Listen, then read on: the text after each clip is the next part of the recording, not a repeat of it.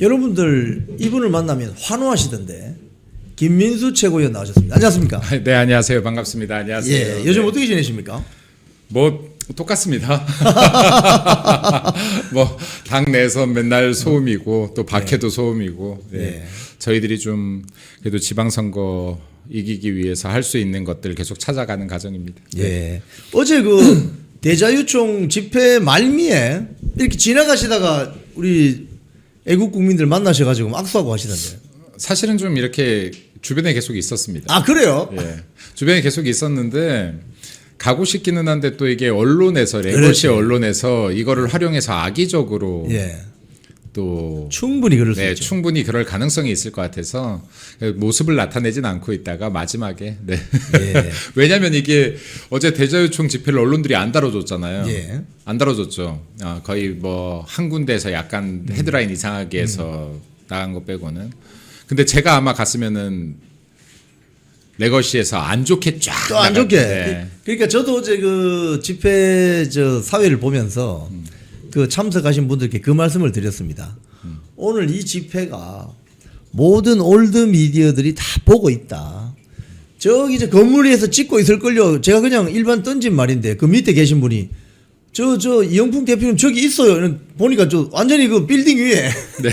카메라 든 분들이 왕창 있더라고요. 그래서 제가 저도 이제 방송사 있을 때 그런 거 많이 해봤지 않습니까? 그래서 오늘 여기서 뭐 불미스러운 일이 일어나면 분명히 우파 애국 장동혁 대표 지지한다는 사람들 봐라 저런 식으로 또 엉망이 된다 이렇게 할 가능성이 있어서 참 그러니까 조심했죠. 어제 사람이 아주 적었으면은 뭐 장동혁 옹호 집회 뭐 고작 하면서 뭐 100명 고작 뭐. 100명 뭐 이런 식으로 나갔을 것이고 김민수가 등장했으면 김민수가 집회 주간에 막 이렇게 나갔을 것이고 그러니까 근데 저희들이 대충 알죠 이거 어떻게 나갈지 그러니까 모습을 안 나타내는 게 도움이 되겠다. 자신 같아요. 그래서 사실은 뭐 이게 처음 집회 시작할 때 사람들이 모이는 과정부터 뭐 이렇게 구호부터 예. 계속 그 주변에 있었습니다. 그러셨군요. 네. 저는 몰랐습니다. 네네. 아니 오늘 뭐 어디 출근하면서 어느 분이 페북을 올린 걸 보니까 그 친한계 쪽 한 분인데 그 이제 집회가 10시에 시작됐는데 사람들이 10시 되면 딱 모이는 게 아니잖아요.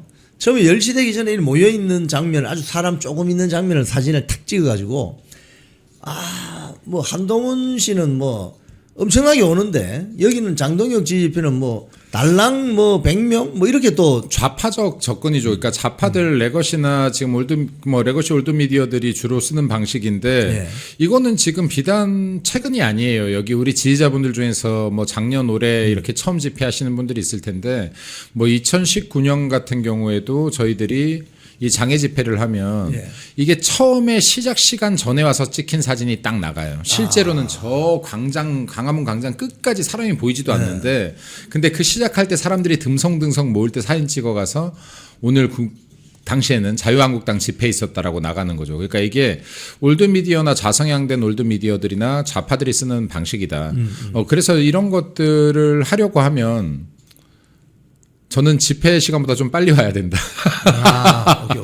예, 집회 시간보다 좀 빨리 와야 되고, 예. 그리고 또 이런 것들이 악용당할 수 있기 때문에 실시간으로 SNS 등에 좀 이 인파들을 알릴 필요가 있다. 전 어제 굉장히 감동받았던 것이 월요일 오전 10시였거든요. 근데 월요일 오전 10시에 사실은 어제 나오신 분들은 대다수가 제가 알고 있기로는 월차를 내고 나오신 걸로 알고 맞아요, 있는데 맞아요.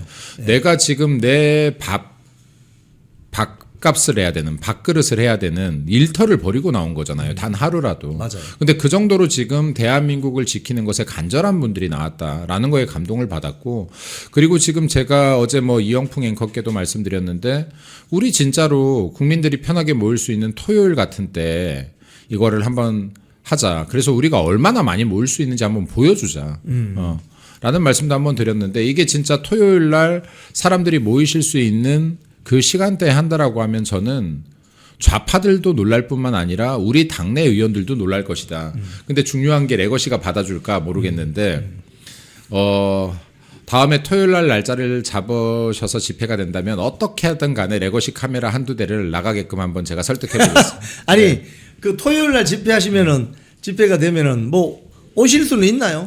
뭐 오시는 저희들이 그 대중의 한 명으로 나갈 수 있죠. 근데 이제 선거 기간도 지금 이제 뭐 그러네요, 120이랑 그러네요. 90일 안으로 들어왔기 때문에 어차피 마이크도 잡지 못하고 그러네요. 또 위에 올라가서 구호도 하지 못하고 그러네요. 또 만약에 여기에 또 지방선거에 출전하는 사람들 같은 경우는 올라가서 구호 연호를 받아도 안 되고 그러니까 여러 가지 선거법이 있기 때문에 실제로 뭐 이런 선거법들을 고려한다라고 하면 할 수 있는 것은 제한적이네. 네, 제한적이죠. 그냥 대중 우리 지지자분들과 함께 서 있다거나 같이 행진한다거나 정도로 할 수 있을 것 같습니다. 아, 예. 네. 어제 그 사실은 그 이 집회 이 사회를 보니까 저는 뭐 멘트를 많이 안 했습니다만은 그 연설하시는 분들 연설 내용이 되게 좋았고 또 그 중심적인 주제가 뭐냐면 당원 중심주의. 이 당의 주인공은 주식회사의 주인공은 주주잖아요, 그죠? 저는 이영풍 우리 앵커님 연설도 받고 목격자 K 연설도 받고 그라운드 C 연설도 봤습니다. 네. 보면서 되게 흐뭇하고 기분이 좋았어요. 네. 자, 근데 이제 그 행진을 하고 들어오면서 보니까 이제 거의 다 모인 거 아닙니까?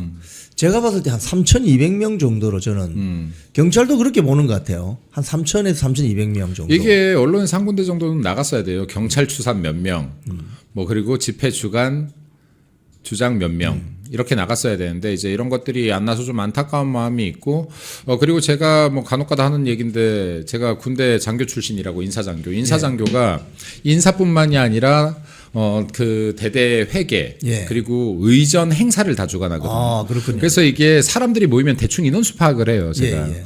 근데 이게 물론 진짜로 사람이 많이 모이면 야 이건 파악이 안 된다라고 하지만 어느 정도 파악은 하는데 제가 볼 때도 그 정도 모였던 것 같습니다. 3,000명 정도 3,000명 모였던 정도. 것 같다. 예. 펜앤마이크에서 이 보도를 했습니다. 3,000여 명 그 장동혁 대표 지지자들이 모여서 집회를 했다.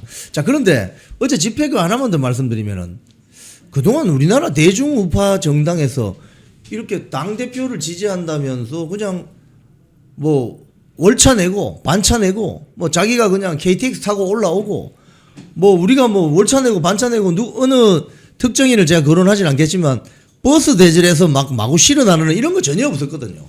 그런 거 보면은 굉장히 고무적인 일 아닙니까? 두 가지 관점으로 보는데 하나는 굉장히 대한민국 정치 특히 보수 정치가 비관적이다라고도 볼 수가 있죠. 왜냐하면 당대표가 개혁하고자 하는 방향이 맞다라고 판단하는데 누가 지지자가 근데 당내 의원들이 당대표의 발목을 잡고 있구나라고 느끼니까 당대표에게 힘을 실어주기 위한 집회 아닙니까 결국은. 그러면 지지자분들은 당대표가 외치는 개혁 방향이 옳다라고 생각한다. 근데 당내에서 여기에 힘을 실어주지 않고 고립을 시키고 있으니 만약에 의원들이 당대표의 편에 안 쓴다면 우리 당원들이 지지자들이 당대표의 편에 서겠다라는 명확한 의지를 보여주신 것이다. 이런 차원에서 본다면 두 가지이다. 하나는 여전히 위기 상황을 파악하지 못하는 보수 정당의 비관적인 모습과 또 하나는 그럼에도 불구하고 지지자들과 당원들이 만들어가려고 하는 새로 태어나게 만들려고 하는 어떻게 보면 새 생명이 탄생되는 과정이라고 봅니다. 그래서 새로운 국민의 힘으로 탄생할 수 있는 이 에너지가 모이고 있구나. 라는 생각이 들어서 이 부분은 굉장히 고무적이고 긍정적이다라고 생각합니다. 네. 아마 여의도 그 국회의사당 여의도 정가에 어제 그 집회 소식이 적지 않은 충격을 줬을 겁니다. 야, 우파 정당도 저렇게 자발적으로 모여가지고 전국에서 다 올라오셔서 당대표 지지한다고 저렇게 환호하는 걸 보니까 참 놀랍다. 뭐 이런 표정이 있을 것 같습니다. 저는 이게 만약에 이런 집회가 한 일주일 전에 신고가 된다라고 하면은 뭐 커뮤니티 등에서 야 부산에서 그죠. 부산에서 우리 같이 갈 사람 뭐 대구 같이 갈 사람 하면 이게 엄청난 숫자가 모일 거라고 생각합니다. 예. 네.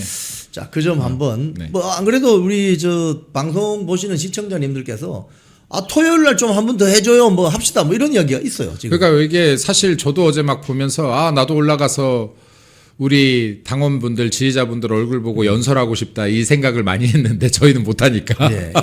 네 그래도 대리만족을 많이 느꼈던 것 같습니다. 여기 당원분들 외침이나 그리고 구호나 그리고 앞에 나서서 연설해 주시는 분들 이 모습들 보면서 대리만족을 많이 느꼈던 것 같습니다. 예. 어제 그 대자유총 집회 아주 평가를 좀 해봤습니다. 아주 저희들은 뭐 좌파들이 하는 것처럼 딱 보니까 100만 명 이런 호도하지 않습니다. 딱 보니까 3,000에서 3,200명 정확하게 팩트로 말씀드립니다. 어느 방송 보니까 딱 보니까 100명, 300명이라는데 그건 허위 사실입니다. 제가 봤을 때. 실제로 쭉 보면 마지막에 딱 다 모였을 때 한 3,200명 정도 되겠구나. 어제 그 유튜버 채널 제가 정확히 모르겠는데 이거를 쫙 늘어선 모습을 쫙 이렇게 스케치하면서 그 해놓으신 분이 있더라고요. 있어요. 5배속 있어요. 네네. 근데 이제 그게 보니까 실제로 그 정도 인원이 모였으면은 지금 이 보수 집회, 평일 집회, 보수든 진보든 가리지 않고 이건 평일 집회 오전에 저렇게 모이긴 쉬운 일이 아니다. 네. 그건 확실합니다. 네. 자, 우리 뭐 당내 이야기 조금 우리가 귀동냥을 좀 하고 싶은데요. 지금 이정영 공관위원장이 이제 나가셨다가 다시 돌아왔습니다. 그러면서 이 정권 당대표에게 정권을 받았다 이러면서 공천관리 권한에 대한 힘이 실리는 것 같은데 지금 어차피 충청도는 정리가 된 것 같아요. 대전시장 이장우 시장님, 충남도지사 김태흠 도지사님은 단수 공천이 되었고 김영환 충북도지사는 지금 컷오프 됐습니다. 그리고 오늘 조금 전에 경찰이 그렇죠. 뇌물수수 혐의로 뭐 사전 구속영장을 신청했다고 하는군요. 자, 그런데 남은 건 이제 그럼 서울하고 영남 지역이죠. 경부선. 요거 어떻게 보십니까? 여러 가지 오늘 보도가 나와 있는데 특히 대구시장, 부산시장. 뭐 이정현 위원장이 공천 칼춤을 추냐라는 언론들이 굉장히 많이 도배가 됐는데 제가 볼 때는 공천 칼춤이 아니라 개혁의 칼춤을 춘다라고 생각합니다. 그렇죠. 누군가는 변화를 시켜야 된다. 그리고 지금 어쨌든 당 내에서는 세대 교체를 통한 시대 교체를 이뤄야 된다라는 생각들을 많이 갖고 있습니다. 여기 당 내 인물들이 바뀌어야 되고 이 인물들을 중심으로 시대를 이제 교체해 나가야 된다. 예. 이렇게 무기력하고 패배주의에 젖은 보수 정당이 아니라 우리가 이길 수 있다라는 싸울 줄 아는 정당으로 다시 태어나야 되고 보수의 가치 아래서 대한민국을 발전적인 미래로 이끌 수 있는 정당으로 만들어갈 수 있는 최소한의 기초 체력은 만들어놔야 된다. 이 터는 만들어놔야 된다. 이번 지방선거를 통해서 이런 공감대가 그래도 의식 있는 분들을 중심으로 있다라고 생각합니다. 그리고 이 공천 과정은 원래 조용하지 않아요. 원래 그렇죠. 시끄럽습니다. 시끄러워야 돼요. 이거. 원래 시끄럽습니다. 네, 그래서 돼요. 공천 과정은 단 한 번도 조용했던 선거가 없다. 이건 여야 할 거 없이 공천 과정이 진짜로 조용하려면 이거는 비민주적 집단 정도가 돼야 그렇죠. 입을 닫겠습니다. 그렇죠. 네, 하는 것이지 이렇게 시끄러울 수밖에 없는 것이고 아까 말씀하셨던 뭐 충청도 같은 경우는 지금 어느 정도 다 정리가 된 것 같고 그리고 지금 이제 뭐 TK 지역 같은 경우는 사실은 이게 TK의 모습이 바람직하지 않게 국민들께 비춰질 모습이 가능성이 굉장히 높다. 왜냐하면 지금 당내 선거 어려울 거 다들 알고 있었지 않습니까? 왜 어렵습니까? 여기 대통령 탄핵시켰지 않습니까? 우리 대통령 탄핵시켰고 그리고 대선 졌고 대선 이후에 지금 약 1년 이후에 지금 치러지는 선거인데 이거 어떻게 유리한 고지에서 시작할 거라고 생각하면은 이게 비정상 아닙니까? 근데 지금 이 어려운 환경 속에서도 우리 한번 싸워서 이겨보자라는 의지를 가지고 전당대회에 나왔던 것이 장동혁 대표인 것이고 저 김민수인 것이고 이 전당대회에 나와서 이 당 죽어가는 당 한번 살려보자는 의지로 나온 거 아닙니까? 그리고 지금 이제 이러한 변화들을 줘야 되는데 사실 지금 어렵다라고 판단되는 지역에는 현직 의원들을 모습을 볼 수가 없고 오로지 TK에만 현직 의원들이 5명이나 몰리니 이것 자체로도 국민들이 보시기에는 국민의힘 쟤네들은 지네 밥그릇 싸움만 하고 있구나로 비춰지지 않겠습니까? 그러다 보니 이제 이 부분에 대해서 현역 의원들에 대한 컷오프 얘기가 나오지 않았나 생각됩니다. 저희들이 공간위에서 일어난 일을 다 알 수 없습니다만은 이런 과정에서 지금 현직 의원 컷오프에 대한 이야기가 좀 나오게 된 것이 아닌가라고 생각되어지고 그 부산시장 같은 경우도 좀 설왕설래가 있었지만 오늘 부산시에 있는 국회의원들 약 10여 명이 당대표님하고 오전에 면담이 있었거든요. 그 과정을 통해서 이제 이것은 경선으로 가기로 결정을 했다라고 하니까 저는 뭐 경선 의미 있다라고 봅니다. 개인적으로 뭐 주진우 의원과 박형준 시장 같은 경우가 경선을 한다 그러면 이건 역시도 컨벤션 효과가 날 수 있다. 그래서 이 과정을 통해서 후보로 올라간 사람은 더 경쟁력 있게끔 부산시장 선거를 그렇겠죠. 이끌 수 있을 것이다라고 개인적으로 보고 있습니다. 뭐 대구 같은 경우는 뭐 지금 아직까지 다 교통 정리는 안 된 것 같은데 이 잡음 또한 그리 나쁜 것은 아니다. 아, 그럼요. 왜냐하면 선거에 집중시키는 효과가 있거든요. 그럼요. 예, 네, 선거 예. 집중시키는 효과가 있기 때문에 꼭 부정적인 영향만은 있는 것이 아니다라는 말씀을 좀 드리고 싶습니다. 사실 뭐 우리 김민수 최고위원님 말씀하신 것처럼 공천은 시끄러워야 됩니다. 그럼요. 그래야만 사람들이 주목을 합니다. 와, 저게 뭐지? 누가 나오나? 홍길동이 되는 거야? 홍길순이가 센 거야? 이런 이야기들이 나오면서 뉴스가 되고 화제가 되면 이게 밥상머리에 계속 올라가거든요. 그렇죠. 네, 그러면 야 대구 누가 되는 거야? 뭐 주호영이 되는 거야? 추경호가 되는 거야? 이진숙이 되는 거야? 막 시끌시끌해야 되는 겁니다. 그렇죠. 네. 그럼 이렇게 시끌시끌하다 보면은 야 나 그래도 누가 낫지 않아? 누가 낫지 않아? 그럼 이 과정에서 또 다른 의견들이 모아지는 과정이기도 그렇죠. 하거든요. 그래서 저는 오늘 뭐 조선일보가 뭐 그런 걸 헤드라인으로 뽑았어요. 내홍이라고 하던데 그건 그 비즈니스적인 관점이고 사실은 공천 과정은 시끄럽고 시끌벅적해야 됩니다. 그래야만 기득권 가졌던 사람들은 조금 기득권을 조심해서 내려놓게 되고. 이게 좀만 보시면요. 지난 대선 경선도 얼마나 시끄러웠어요. 마지막에 후보 내는 것까지 해서. 막 난리가 났지 않습니까? 그리고 지난 총선은 얼마나 시끄러웠습니까? 무슨 국민 추천제네 뭐네 하면서 얼마나 시끄러웠습니까? 국민 춘천에 했더니 전부 민주당 하나 가버리고 말이죠. 이거 그러니까요. 완전히. 그러니까 이런 것들이 지금 공천이라는 것은 또 민주당 한번 살펴볼까요? 민주당 지난 총선 얼마나 시끄러웠나요? 이재명의 변호사들, 정가자들, 그 부동산 사기, 뭐 온갖 잡음이 다 있었지 않습니까? 근데 잡음으로 따지면 민주당이 잡음 훨씬 많았거든요. 훨씬 많죠.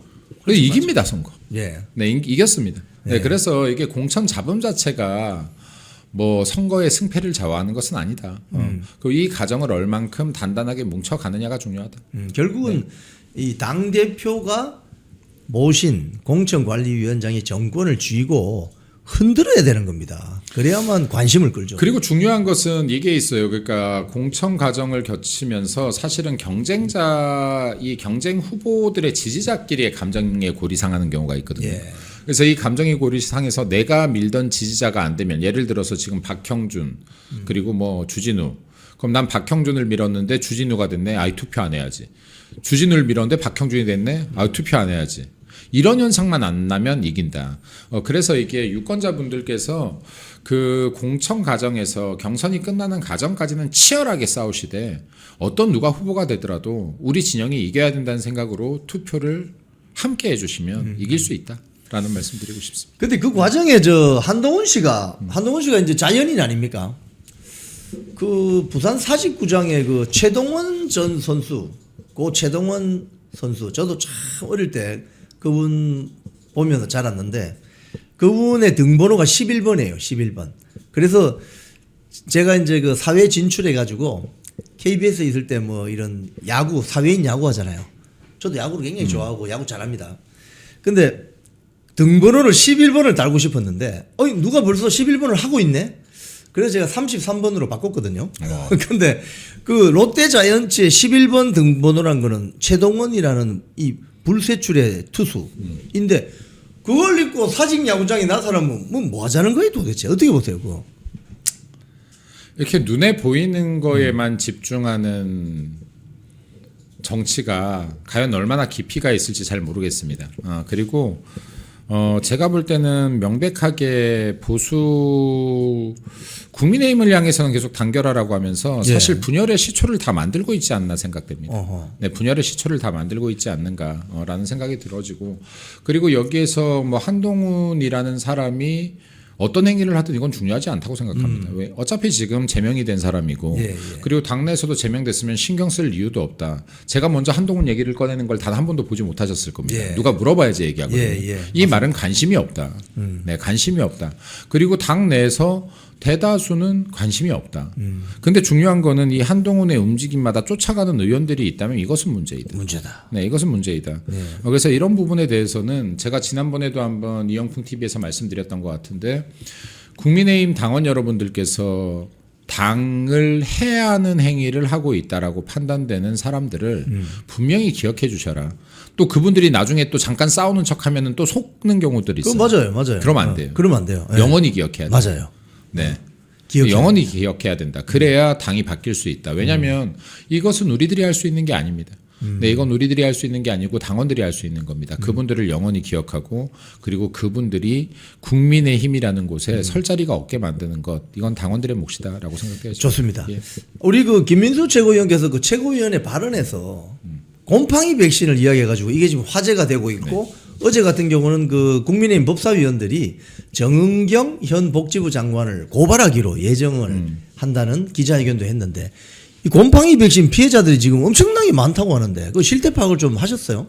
일단은 지금 저는 사실 말로만 하는 사람은 아니기 때문에 말을 했으면 뭔가 행동을 합니다. 뭐 이런 걸 다 공개하지 않을 뿐이죠. 근데 지금 뭐 곰팡이 백신 같은 경우 사실은 우리 진영에서 이거를 건드려야 되나 말아야 되나는 하면서 안 건드려고 그랬어요. 예. 근데 제가 그냥 건드렸죠. 예. 왜냐하면 이게 우리들 윤석열 정권 때도 이 백신을 하기는 했는데 뭐 이런 약간 애매한 소리를 하기에 그 뭔 상관이냐 이거예요. 국민들이 피해를 입었다라고 하면 이것은 지금 여당이든 야당이든 관계없이 책임질 자가 있으면 책임져야 되는 겁니다. 그렇죠. 네, 그리고 국민들이 일반적인 피해를 입은 것이 아니라 생명, 목숨을 잃은 분도 있는 것이고 후유증. 그리고 지금 중증, 경증이 있는 것인데 실제로 당시에 이게 조사에 의하면 이게 약 2,800건 정도의 신고가 들어갔다는 거 아닙니까? 예. 머리카락이나 곰팡이 등 이물질이 들어간 백신에 대한 신고가 들어갔는데 이것을 지금 묵인하고 질병청에서 약 14,000회 정도? 14,000일 네, 14,000회 정도의 이 백신을 투여한 거 아닙니까? 자, 그러면 이거요. 지금 굉장히 심각한 거예요. 심각하죠. 그리고 나서 지금 실제 이 코로나 백신 가족 협의회 분들의 이 집계에 의하면 지금 중경증 환자들 피해 접수가 된 게 10만 건이 넘는다. 네, 그리고 여기에서 중증 환자만 해도 18,000건에 이르고 지금 사망자가 약 2,700명에 이르는 것으로 집계가 되는데 사망자 중에선 단 1%만 보상을 받았다. 피해 보상을. 그리고 지금 중경증 환자 합쳐서 약 20% 정도가 보상을 받았는데 이게 실질적으로 들어가면은 30만 원씩 보상해 주는 사람들 20%를 명목상에 놓고 20% 했다고 계속 하는 거랍니다. 그러니까 제가 이걸 왜 아냐면 지금 코로나 백신 피해자 가족 협의회 분들을 제가 바로 그 다음 주에 만났습니다. 여기 회장님이나 부회장님 그리고 또 여기 백신 운동본부 뭐 여기 단체 그리고 또 이러한 문제를 해결하기 위한 또 목사님들의 모임이 있더라고요. 그러니까 코로나 당시에 목회를 못하게 했지 않습니까? 여기에서 또 피해를 입으신 목사님들이 또 굉장히 많아서 여기에 분들과 제가 식사를 하면서 이 구체적인 내용들을 들었는데 너무나 가슴 아픕니다. 왜냐하면 코로나 지금 피해 가족 그 모임의 회장분은 자녀를 잃으셨어요. 네, 백신으로. 그리고 또 거기 부회장분은 자녀가 백신을 맞고 사지 마비가 오셨어요. 예. 이런 분들이 지금 너무나 많은데 큰일이네. 입증이 안 된다. 왜? 입증을 본인이 하라니까.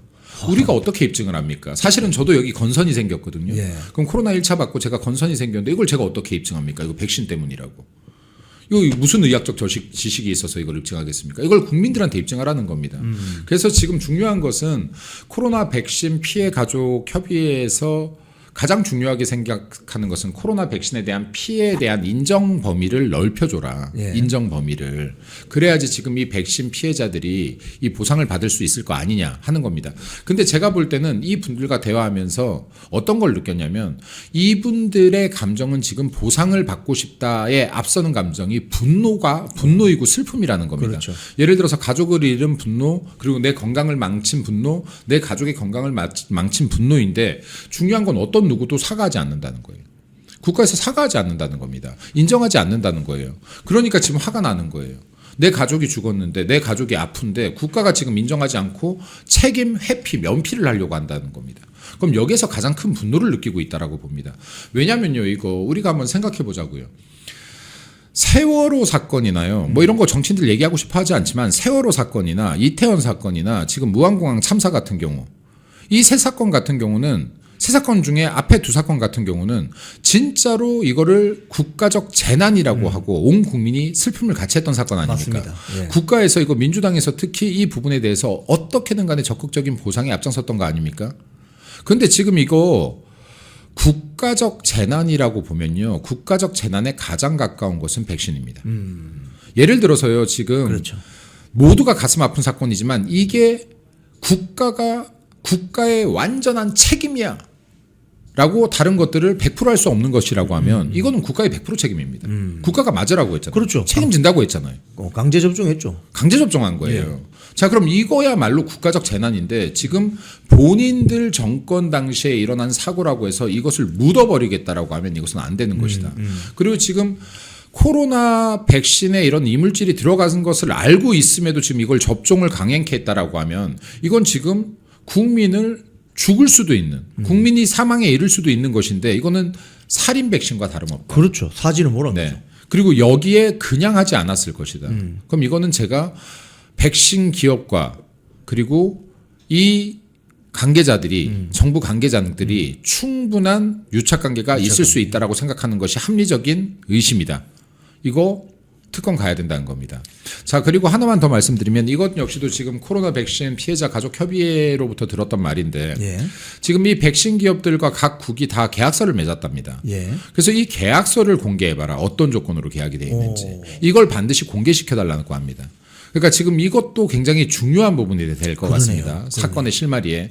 당시에 문재인 정권과 이 백신 기업들이 어떠한 계약을 했는지 이 내용 국민들이 충분히 알 필요가 있고 알 권리를 충족시켜야 되는 부분이라고 생각합니다. 그래서 지금 이거 백신 같은 경우는 특검 밀어붙여야 된다. 근데 특검 밀어붙여야 되는 게 지금 민주당이 여당인데 이거 지금 자기네들 정권이었을 당시에 밀어붙였던 백신 이거 제대로 수사되겠습니까? 권력자들 여당을 수사할 때 공정한 수사를 진행하기 위해서 만들어 놓은 게 특검 제도다. 예. 야당을 수사할 때 특검하라는 게 아니라 원래. 자, 그래서 지금 이 사건에 대해서는 지금 이제 국민의힘도 움직여 주시기 시작했는데요. 이 부분은 반드시 특검으로 밀고 가야 될 것이다. 라고 생각합니다.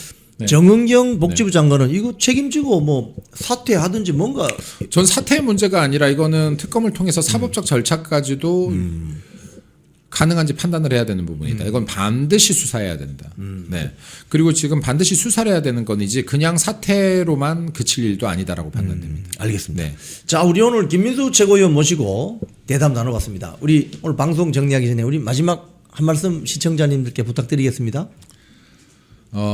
정치가 너무 못나서 여기 있는 저도 못나고 뭐 모든 정치인들이 못나서 국민 여러분들께서 계속 고생하고 계신 것 같아서 송구하고 마음이 항상 아픕니다. 그럼에도 불구하고 국민 여러분들께서 함께 싸워주셔야 이재명과 민주당 정권 이길 수 있다라고 봅니다.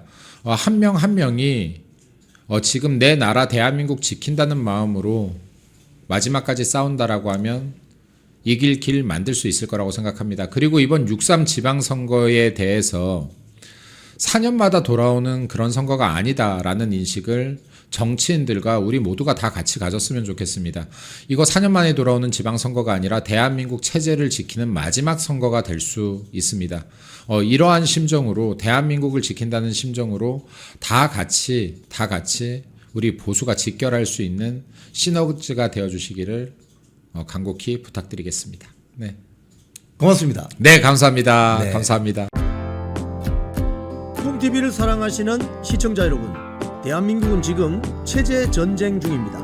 연성 파시즘 체제로 갈 것이냐 아니면 자유민주주의 체제를 지킬 것이냐, 이를 위해서는 결단과 용기가 필요합니다. 민주당의 정보통신망법이 통과되어서 오는 7월부터 시행이 됩니다. 이렇게 되면 언론 자유 훼손은 물론이고 자유우파 유튜버들의 산업 생태계에 심각한 지장이 예상됩니다. 여러분, 어떻게 해야 되겠습니까? 여러분들의 도움이 필요합니다. 여러분들이 우잘사 회원에 가입하셔서 대한민국 체제 전쟁에 승리하고 국민의힘 장동혁 지도부를 지켜내고 정보통신망법을 비롯한 언론 자유를 심각하게 훼손하는 여당발 공세에 대응해 주시기 바랍니다. 우잘사 회원 많이 가입하셔서 함께 가는 여정을 만들어 갑시다. 감사합니다.